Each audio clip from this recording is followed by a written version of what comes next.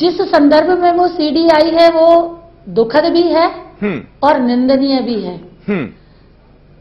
आप उसको दुखद और मुझे लगता है कि जिस समय पर वो लाई गई है उसकी सच्चाई तो जिन्होंने लाए हैं वो जानते हैं या जिनकी सीडी है वो जानते हैं, लेकिन इससे कुल मिलाकर के शुद्ध रूप से कांग्रेस का चरित्र जो है वो तो हम सबके सामने उजागर हुआ है। जी, आपसे सवाल करेंगे, मेरे साथ हैं प्रज्ञान भट्टाचार्य जी, संपादक खबर भारती। जी प्रज्ञान जी, पूछिए। राजो जी, आपकी पार्टी पहले से ही सीडी के मसले पे आहत है। अभी राघव जी का हुआ, कई और लोगों के भी हुए। क्या बीजेपी बहुत ज्यादा सेफ गेम नहीं खेल रही है?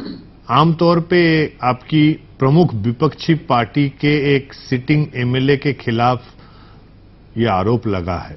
सत्यता तो देखिए बाद में ही पता चलेगा, जैसा आपने कहा है, लेकिन आप लोग एक तरह से तो कहा जाए उनके साथ दे रहे हैं।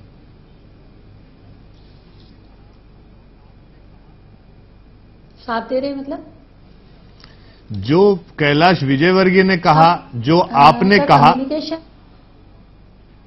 राजू जी, आपको हमारी बात सुनाई दे रही है? नहीं, मैं आपकी पूरी बात नहीं सुन पा रही हूँ, इसीलिए तो उत्तर देने में कहीं। अब मेरी बात सुनिए, कैलाश विजयवर्गीय ने भी जो कहा, जो आप कह रहे हैं, इससे लग रहा है कि बीजेपी बहुत सेफ खेल रही है।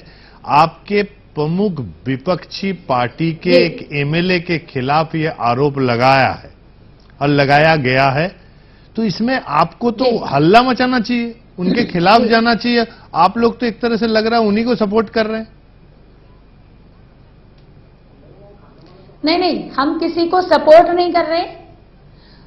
रही बात जो हल्ला मचाने की है, जब तक किसी चीज का सच सामने ना आ जाए, किसी चीज पर अनावश्यक हल्ला मचाने का कोई मतलब नहीं है। और जिस भी व्यक्ति की सीडी है और जिसके साथ वो सीडी है, मुझे लगता है कि उस महिला को भी सामने आना चाहिए। अगर वो तकलीफ में है, कोई किस तरह की कोई बात हुई है, तो ये सारी चीजें स्पष्ट रूप से होना चाहिए। केवल मैंने ये बात इसलिए कही कि यदि ये सीडी थी तो पहले भी निकाली जा सकती थी।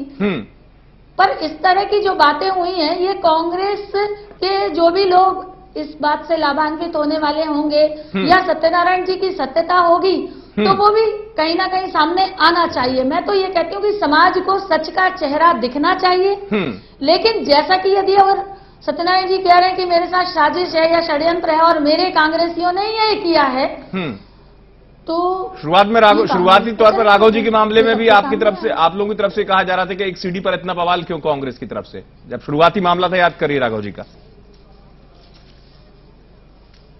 जी, उस समय देखिए, मुझे लगता है कि कोई भी चीज आए तो उसकी सत्यता तक पहुंचना आवश्यक होता है। और अगर सत्यता है तो किसी की भी है सत्यता है, वो सत्यता है, और उस पर समाज का रिएक्शन नेगेटिव सत्यता पर होता है और होना चाहिए।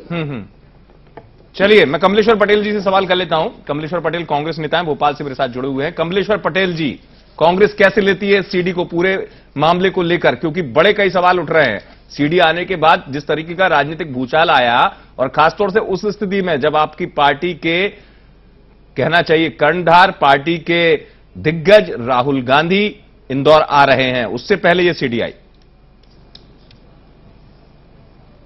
देखिए, पहली बात तो जिस तरह से राजू मालवीय जी ने बताया कि जब तक किसी बात की सत्यता सामने नहीं आती है, किसी ने किसी के ऊपर आरोप लगा दिया और उसी आधार पे किसी को हम दोषी मान लें, ये उचित नहीं है। तो इस बात का तो हम स्वागत करेंगे राजू मालवीय जी का कि बहुत अच्छी शुचिता की बात की, राजनीतिक दल से ऊपर उठ के, और एक जो निष्पक्ष भाव होना चाहिए उस तरह से उनने बात की, उनकी बात का हम आदर करते हैं। जब कमलेश्वर जी नहीं आया तब कमलेश्वर जी क्या आरोप लगा दिया? कमलेश्वर जी, पहले भी इस तरह के सीडी के कांड मध्य प्रदेश में हुए हैं, जैसे मध्य प्रदेश के बाहर भी हुए हैं। आपके पार्टी के एनडी तिवारी की एक सीडी आई, अभिषेक मनु सिंघवी की सीडी आई, संजय जोशी की बीजेपी में सीडी आई, बाबूलाल गौड़, अरविंद मेनन, राघव जी, अजय विष्णु, सभी की कुछ ना कुछ आई। तो तब आपकी पार्टी ये सुचिता की बात भूल गई थी क्या? तब तो आप बड़ा हो हल्ला मचा रहे।